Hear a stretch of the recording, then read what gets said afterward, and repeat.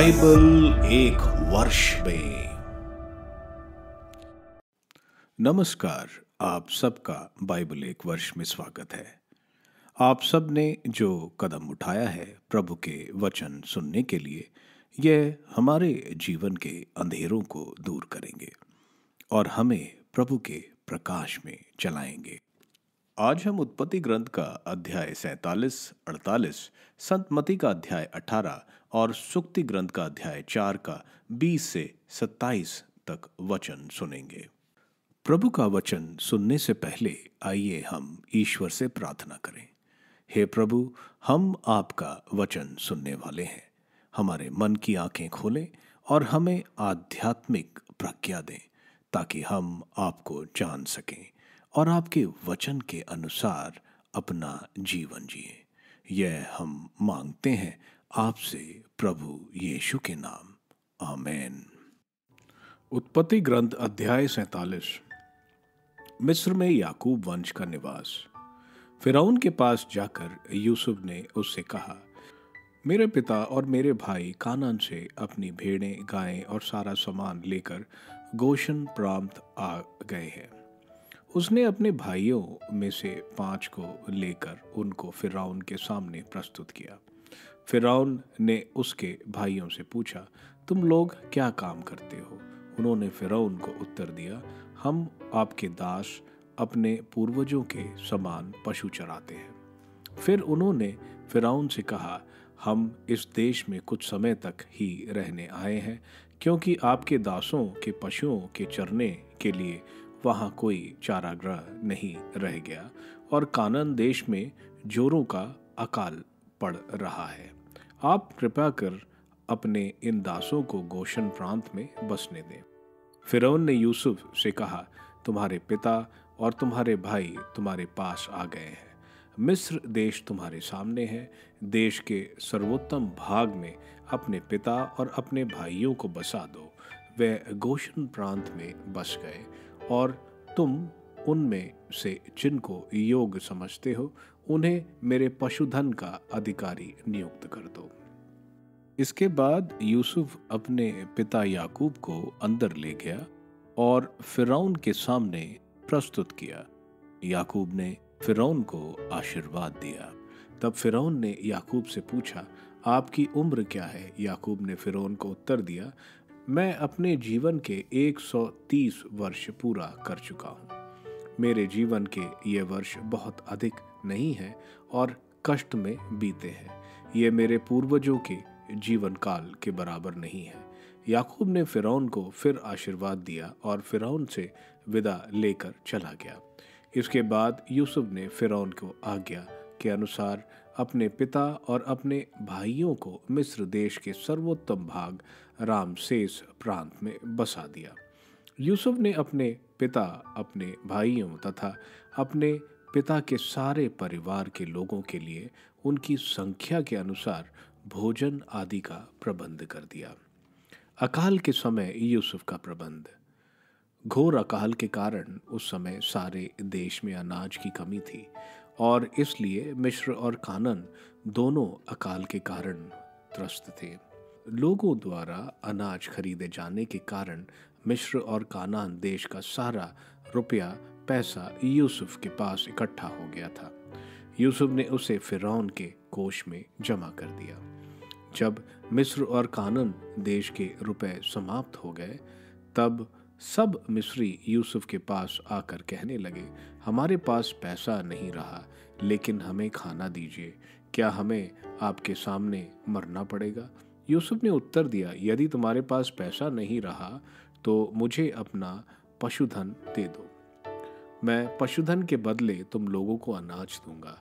इसलिए वह यूसुफ के पास अपना पशुधन ले आए और यूसुफ ने उनके घोड़े, भेड़, बकरियां, गायों और गधों के बदले में उन्हें अनाज दिया। इस वर्ष उसने उनके सारे पशुधन के बदले अनाज दिया।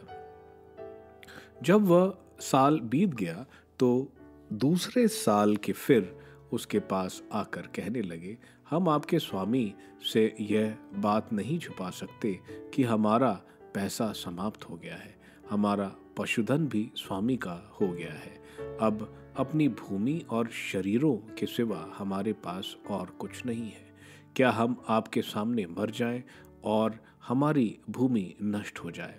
आप अनाज के बदले हमें और हमारी भूमि खरीद लें। हम अपनी भूमि सहित फिरौन के दास बन जाएंगे। हमें अन्न दीजिए जिससे हम जीवित रह जाएं, मरे नहीं और हमारी भूमि उजाड़ ना हो जाए। यूसुफ ने फिरौन के लिए मिस्र की सारी भूमि खरीद ली, क्योंकि घोर अकाल पड़ने के कारण सब मिस्रवासियों ने अपने खेत बेच दिए। इस प्रकार सारी भूमि फिरौन की हो गई। उसने मिस्र के एक छोर से दूसरे छोर तक के सभी लोगों को दास बना लिया। उसने केवल याजकों की भूमि नहीं खरीदी, क्योंकि याजकों को फिरौन से एक निश्चित राशि मिलती थी और वह फिरौन द्वारा निश्चित राशि से अपनी जीविका चलाते थे, इसलिए उन्हें अपनी भूमि नहीं बेचनी पड़ी। यूसुफ ने लोगों से कहा, देखो, आज मैंने फिरौन के लिए तुम्हें अपने भूमि सहित खरीद लिया है। तुम्हें बीज दिए जाएंगे और तुम उसे भूमि में बोओगे। तुम्हें कटनी के समय फिरौन का 5वां भाग देना पड़ेगा। शेष 4 भाग तुम्हारे खेतों के बीज के लिए, तुम्हारे और तुम्हारे घर वालों तथा बाल बच्चों को खिलाने पिलाने के लिए तुम्हारे होंगे। इस पर उन्होंने कहा, आपने हमारे प्राण बचा लिए हैं। आपकी कृपा बनी रहे, हम फिरौन के दास बने रहेंगे। इसलिए मिस्र की भूमि के संबंध में यूसुफ ने एक नियम बनाया जो आज तक प्रचलित है। उपज का पंचमांश फिरौन का है। केवल याजकों की भूमि फिरौन की नहीं हुई। याकूब की अंतिम अभिलाषा। इजरायली लोग मिस्र देश के गोशन प्रांत में बस गए। उन्होंने वहां जमीन जायदाद प्राप्त कर ली। वह फलते फूलते रहे और उनकी संख्या बहुत अधिक हो गई। याकूब मिस्र देश में 17 वर्ष और जीवित रहा। इस प्रकार याकूब कुल मिलाकर 147 वर्ष जीता रहा। जब इजराइल के मरने का समय निकट आया तो उसने अपने पुत्र यूसुफ को बुलवाकर उससे कहा, यदि तुम्हारे हृदय में मेरे लिए स्थान है तो मेरी जांघ के नीचे अपना हाथ रखकर शपथ खाओ कि तुम मेरे प्रति ईमानदार और सच्चे बने रहोगे। तुम मुझे मिस्र में नहीं दफनाओगे। जब मैं अपने पूर्वजों की तरह मर जाऊंगा तो मुझे मिस्र से ले जाकर उन्हीं के समाधि स्थान में दफनाना। उसने उत्तर दिया, आपने जैसा कहा है वैसा ही करूंगा। उसने कहा, इसकी शपथ खाओ। इस पर उसने शपथ खाई। फिर इज़राइल अपने पलंग के सिरहाने पर लेट गया। उत्पत्ति ग्रंथ अध्याय 48। यूसुफ के पुत्रों को याकूब का आशीर्वाद। कुछ समय बाद यूसुफ को खबर मिली कि उसका पिता बीमार है, इसलिए वह अपने दोनों पुत्रों मानसे और एफ्रम को वहां ले गया। याकूब को यह सूचना दिलाई गई, आपका पुत्र यूसुफ आपके पास आ गया है। तब इज़राइल जोर लगाकर पलंग पर उठ बैठा। याकूब ने यूसुफ से कहा, सर्वशक्तिमान ईश्वर ने कानान देश के लूज के पास मुझे दर्शन दिए थे और आशीर्वाद देते हुए मुझे ये कहा था, मैं तुम्हें संतति प्रदान करूंगा और तुम्हारे वंशजों की संख्या इतनी बढ़ाऊंगा कि तुम कई राष्ट्रों के मूल पुरुष बनोगे। मैं तुम्हारे बाद तुम्हारे वंशजों को यह देश सदा के लिए प्रदान करूंगा। मेरे मिस्र आने के पहले मिस्र देश में पैदा हुए तुम्हारे दोनों पुत्र मेरे ही पुत्र माने जाएंगे। जैसे रूबन और सिमोन मेरे पुत्र हैं, वैसे ही एफ्रम और मानेसा भी मेरे ही पुत्र होंगे। इन दोनों के बाद तुम्हें जो पुत्र उत्पन्न होंगे वह तुम्हारे ही होंगे। उनके भाइयों के नाम जो क्षेत्र निर्धारित होगा उसी में से उन्हें विरासत मिलेगी। पदम से आते समय कानान देश में जब मैं एफरात से कुछ दूर था तो मुझे दुखी छोड़कर राहेल परलोक सिधारी और मैंने उसे वहीं अफरात के अर्थात बेदलेहम के मार्ग के पास दफनाया। जब इज़राइल ने यूसुफ के पुत्रों को देखा तो पूछा, ये कौन है? यूसुफ ने अपने पिता को उत्तर दिया, ये मेरे पुत्र हैं जिन्हें ईश्वर ने मुझे यहाँ दिया है। तब उसने कहा, उन्हें मेरे पास ले आओ, मैं उन्हें आशीर्वाद दूंगा। बुढ़ापे के कारण इज़राइल की आंख धुंधली पड़ गई थी, इसलिए उसे साफ दिखाई नहीं देता था। तब वह उन्हें उसके निकट ले गया। उसने उनका चुंबन किया और गले लगाया। इज़राइल ने यूसुफ से कहा, मुझे आशा नहीं थी कि मैं तुम्हें फिर देख सकूंगा, परंतु ईश्वर की कृपा से मैं तुम्हारे बाल बच्चों को भी देख रहा हूँ। इस पर यूसुफ ने उन्हें उसकी गोद से अलग कर और भूमि पर झुककर उसे प्रणाम किया। अब यूसुफ दोनों को, एफ्रम को अपने दाहिने अर्थात याकूब के बाएं और मानसे को अपने बाएं अर्थात याकूब के दाहिने लेकर याकूब के पास लाया। तब इज़राइल ने अपना दाहिना हाथ बढ़ाकर उसे छोटे पुत्र एफ्रम के सिर पर रखा और अपना बायां हाथ पहलौठे मानसे के सर पर रखा। उसने यूसुफ से यह कहते हुए आशीर्वाद दिया, ईश्वर जिसके मार्ग पर मेरे पुरखे इब्राहिम और इसहाक चलते थे, वह ईश्वर जो जन्म से लेकर आज तक मेरा रक्षक रहा है, वह दूत जिसने मुझे प्रत्येक विपत्ति से बचाया है, इन बच्चों को भी आशीर्वाद दे। इन्हीं से मेरा नाम और मेरी पुरखें इब्राहिम और इसहाक के नाम चलते रहे। वे पृथ्वी पर फलते फूलते रहे और उनके वंशजों की संख्या बढ़ती जाए। जब यूसुफ ने देखा कि उसके पिता ने अपना दाहिना हाथ एफ्रम के सिर पर रखा है, तो उसे यह अच्छा नहीं लगा। वह अपने पिता का हाथ पकड़कर उसे एफ्रम के सर पर से हटाना और मानसा के सिर पर रखना चाहता था। यूसुफ ने अपने पिता से कहा, पिताजी ऐसा मत कीजिए, यह मेरा पहलौठा पुत्र है, इसलिए अपना दाहिना हाथ इसके सिर पर रखिए। लेकिन पिता ने अस्वीकार करते हुए कहा, मैं जानता हूँ बेटा, वह भी एक राष्ट्र उत्पन्न करेगा और वह भी महान बनेगा, लेकिन उसका छोटा भाई उससे अधिक महान होगा और उसके वंशजों में राष्ट्रों का समूह उत्पन्न होगा। इसलिए उसने यह कहते हुए उन्हें उस दिन आशीर्वाद दिया, इज़राइली लोग तुम्हारा नाम लेकर ऐसा आशीर्वाद दिया करेंगे कि ईश्वर तुमको एफ्रम और मानसा के समान बनाए। इस तरह उसने एफ्रम को मानसा से पहले रखा। इसके बाद इज़राइल ने यूसुफ से कहा, मेरी मृत्यु निकट है, परंतु ईश्वर तुम्हारे साथ रहेगा और तुम लोगों को अपने पूर्वजों के देश में फिर वापस ले जाएगा। मैं तुमको तुम्हारे सब भाइयों के बीच सबसे अधिक भूमि देता हूँ, जो मैंने अपनी तलवार और धनुष के बदले अमोरियों से ली थी। संत मत्ती का अध्याय 18। स्वर्गराज में बड़ा कौन? उस समय शिष्य ईसा के पास आकर बोले, स्वर्ग के राज्य में सबसे बड़ा कौन है? ईसा ने एक बालक को बुलाया और उसे उनके बीच खड़ा कर कहा, मैं तुम लोगों से ये कहता हूं, यदि तुम फिर छोटे बालकों जैसे नहीं बन जाओगे तो स्वर्ग के राज्य में प्रवेश नहीं करोगे। इसलिए जो अपने को इस बालक जैसा छोटा समझता है, वह स्वर्ग के राज्य में सबसे बड़ा है। और जो मेरे नाम पर ऐसे बालक का स्वागत करता है, वह मेरा स्वागत करता है। बुरा उदाहरण, जो मुझ पर विश्वास करने वाले उन नन्हों में एक के लिए भी पाप का कारण बनता है, उसके लिए अच्छा यही होता कि उसके गले में चकी का पाट बांधा जाता और वह समुद्र में डुबा दिया जाता। प्रलोभनों के कारण संसार को धिक्कार। प्रलोभन अनिवार्य है, किंतु धिक्कार उस मनुष्य को जो प्रलोभन का कारण बनता है। यदि तुम्हारा हाथ अथवा तुम्हारा पैर तुम्हारे लिए पाप का कारण बनता है, तो उसे काट कर फेंक दो। अच्छा यही है कि तुम लूले अथवा लंगड़े होकर ही जीवन में प्रवेश करो, किंतु दोनों हाथों अथवा दोनों पैरों के रहते ना बुझने वाली आग में ना डाले जाओ।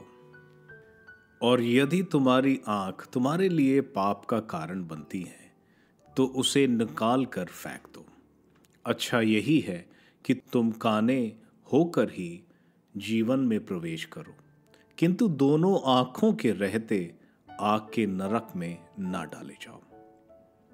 सावधान रहो, उन नन्हों में से एक को भी तुच्छ ना समझो।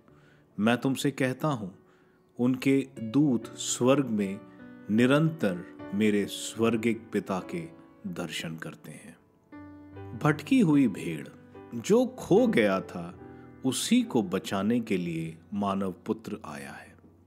तुम्हारा क्या विचार है? यदि किसी के 100 भेड़ हों, उनमें से एक भी भटक जाए तो क्या वह उन 99 भेड़ों को पहाड़ी पर छोड़कर उस भटकी हुई को खोजने नहीं जाएगा? और यदि वह उसे पाए तो मैं विश्वास दिलाता हूं कि उसे उन 99 की अपेक्षा जो भटकी नहीं थी उस भेड़ के कारण अधिक आनंद होगा। इसी तरह मेरा स्वर्गिक पिता नहीं चाहता कि उन नन्हों में से एक भी खो जाए। भाई का सुधार। यदि तुम्हारा भाई कोई अपराध करता है तो जाकर उसे अकेले में समझाओ। यदि वह तुम्हारी बात मान जाता है तो तुमने अपने भाई को बचा लिया। यदि वह तुम्हारी बात नहीं मानता तो और 2-1 व्यक्तियों को साथ ले जाओ, ताकि 2 या 3 गवाहों के सहारे सब कुछ प्रमाणित हो जाए। यदि वह उनकी भी नहीं सुनता तो कलीसिया को बता दो, और यदि वो कलीसिया की भी नहीं सुनता तो उसे गैर यहूदी और नाकेदार जैसा समझो। मैं तुमसे यह कहता हूं, तुम लोग पृथ्वी पर जिसका निषेध करोगे स्वर्ग में भी उसका निषेध रहेगा, और पृथ्वी पर जिसकी अनुमति दोगे स्वर्ग में भी उसकी अनुमति रहेगी। सामूहिक प्रार्थना। मैं तुमसे यह भी कहता हूं, यदि पृथ्वी पर तुम लोगों में 2 व्यक्ति एक मत होकर कुछ भी मांगोगे तो वह उन्हें मेरे स्वर्गिक पिता की ओर से निश्चय ही मिलेगा। क्योंकि जहां 2 या 3 मेरे नाम पर इकट्ठे होते हैं वहां मैं उनके बीच उपस्थित रहता हूं। अपराधों की क्षमा। तब पेतरुस ने पास आकर ईसा से कहा, प्रभु, यदि मेरा भाई मेरे विरुद्ध अपराध करता जाए तो मैं कितनी बार उसे क्षमा करूं? 7 बार तक? ईसा ने उत्तर दिया, मैं तुमसे नहीं कहता 7 बार तक, बल्कि 70 गुना 7 बार तक। निर्दय सेवक का दृष्टांत। यही कारण है कि स्वर्ग का राज्य उस राजा के सदृश है जो अपने सेवकों से लेखा लेना चाहता था। जब वो लेखा लेने लगा तो उसका लाखों रुपए का एक कर्जदार उसके सामने पेश किया गया। अदा करने के लिए उसके पास कुछ भी नहीं था। इसलिए स्वामी ने आदेश दिया कि उसे उसकी पत्नी, उसके बच्चों और उसकी सारी जायदाद को बेच दिया जाए और ऋण अदा कर लिया जाए।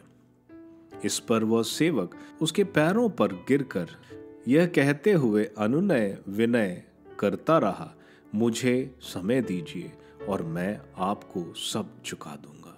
जब सेवक के स्वामी को तरस हो आया और उसने उसे जाने दिया और उसका कर्ज माफ कर दिया। जब वह सेवक बाहर निकला तो वह अपने एक सह सेवक से मिला जो उसका लगभग 100 दिनार का कर्जदार था। उसने उसे पकड़ लिया और उसका गला घोट कर कहा, अपना कर्ज चुका दो। सहसेवक उसके पैरों पर गिर पड़ा और यह कहते हुए अनुनय विनय करता रहा, मुझे समय दीजिए और मैं आपको चुका दूंगा। परंतु उसने नहीं माना और जाकर उसे तब तक के लिए बंदी गृह में डलवा दिया जब तक वह अपना कर्ज न चुका दे। यह सब देखकर उसके दूसरे सहसेवक बहुत दुखी हो गए और उन्होंने स्वामी के पास जाकर सारी बातें बता दी। तब स्वामी ने उस सेवक को बुलाकर कहा, दुष्ट सेवक, तुम्हारी अनुनय विनय पर मैंने तुम्हारा सारा कर्ज माफ कर दिया था। तो जिस प्रकार मैंने तुम पर दया की थी, क्या उसी प्रकार तुम्हें भी अपने सहसेवक पर दया नहीं करनी चाहिए थी? और स्वामी ने क्रोध होकर उसे तब तक के लिए जल्लादों के हवाले कर दिया जब तक वह कौड़ी कौड़ी न चुका दे।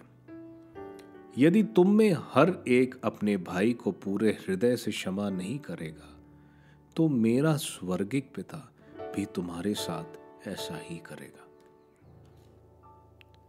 सुक्ति ग्रंथ अध्याय 4 वचन 20 से 27।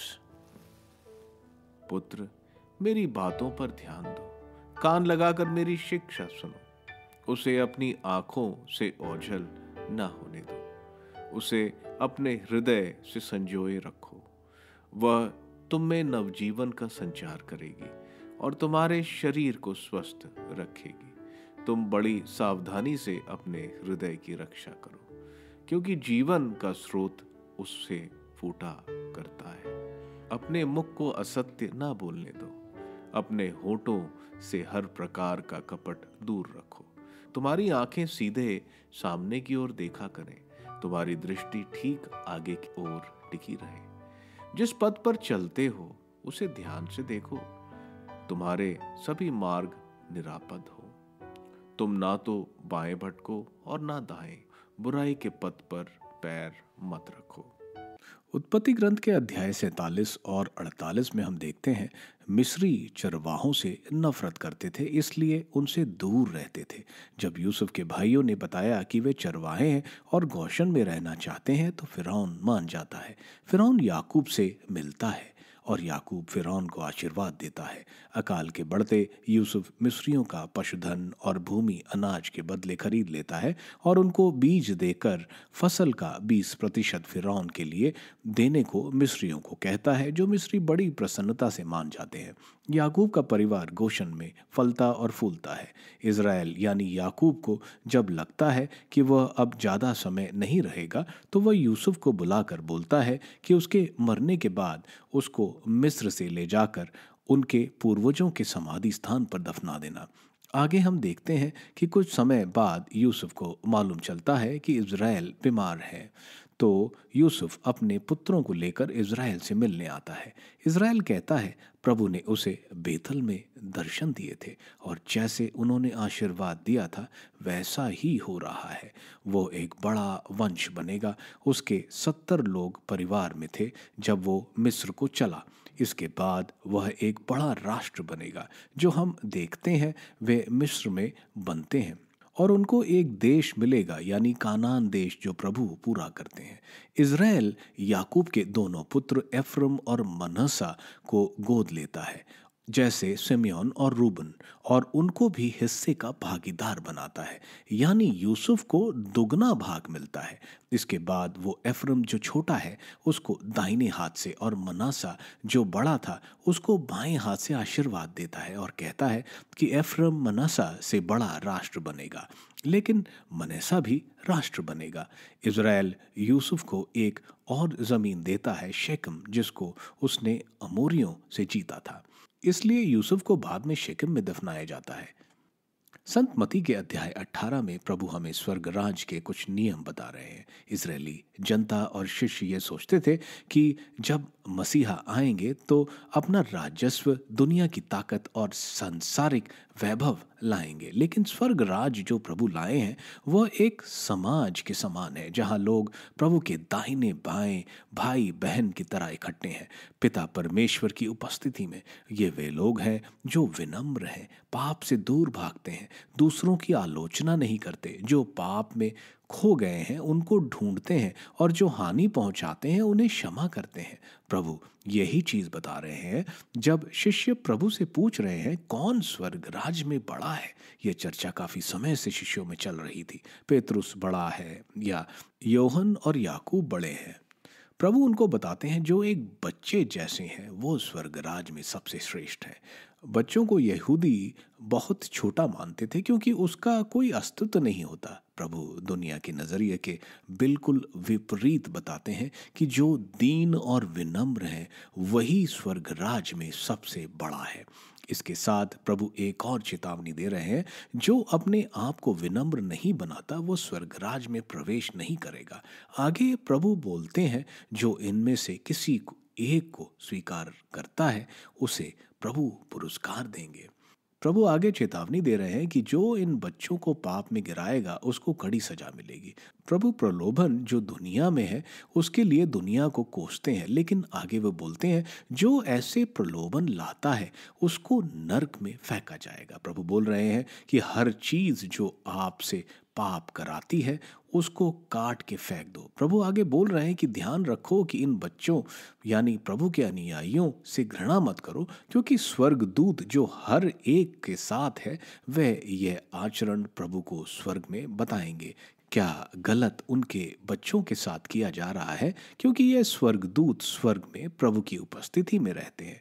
प्रभु आगे बता रहे हैं, जिस तरह एक गडरिया एक भेड़ को बचाने के लिए 99 को छोड़कर उसको बचाने जाता है, इसी तरह हमें भी पाप में खोए लोगों को बचाना चाहिए।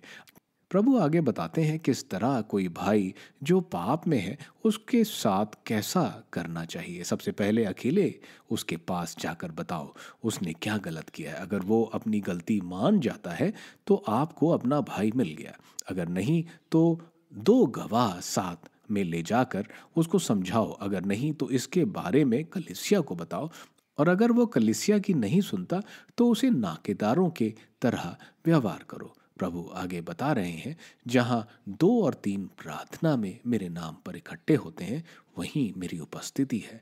पेतरुस का सवाल कि हमें अपने भाई को कितनी बार क्षमा करना चाहिए, यहूदी रीति के हिसाब से 3 बार। पेतरुस उसका दुगना करके एक और जोड़कर 7 बार कहता है। प्रभु कहते हैं 7 नहीं 70 गुना 7 यानी अनगिनत बार क्षमा करना चाहिए। प्रभु एक दृष्टांत बताते हैं, एक राजा जिसके एक नौकर राजा को करोड़ों रुपए का ऋण था जो वो उसको चुका नहीं पाया, तो राजा आदेश देता है कि उस सेवक और परिवार को बेचने का। जब तक वह सेवक राजा से विनती करता है, मुझे समय दीजिए, मैं आपको सब वापस कर दूंगा। जिसके पास कुछ नहीं वो करोड़ों कैसे वापस करेगा। फिर भी राजा उसे छोड़ देता है। जब यह सेवक एक उसके ऋणकर्ता जिससे उसको कुछ 1000 रुपए लेने थे वह उसको देने में असमर्थ होता है तो उसको वो बंदी घर में डाल देता है। राजा को जब यह बात मालूम होती है तो राजा उस सेवक को क्रूर सजा के लिए दे देता है, क्योंकि राजा ने उसका इतना बड़ा ऋण क्षमा किया लेकिन उसने छोटा ऋण नहीं क्षमा किया। इसका यह मतलब है कि प्रभु राजा हैं, वे हमारे अनगिनत पाप क्षमा करते हैं। इसी तरह हमें भी हमारे खिलाफ जो पाप करते हैं तो उन्हें हृदय से क्षमा करना है, नहीं तो प्रभु हमारे पाप नहीं क्षमा करेंगे।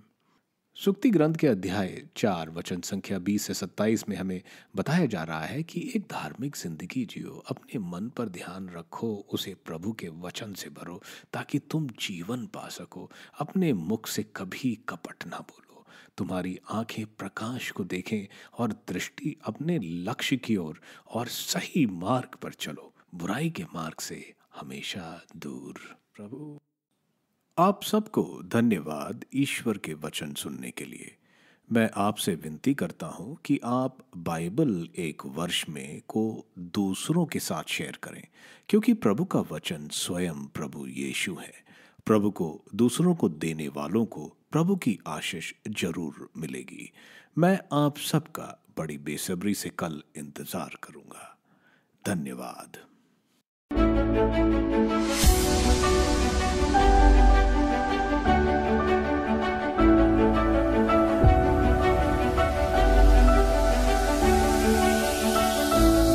बाइबल एक वर्ष में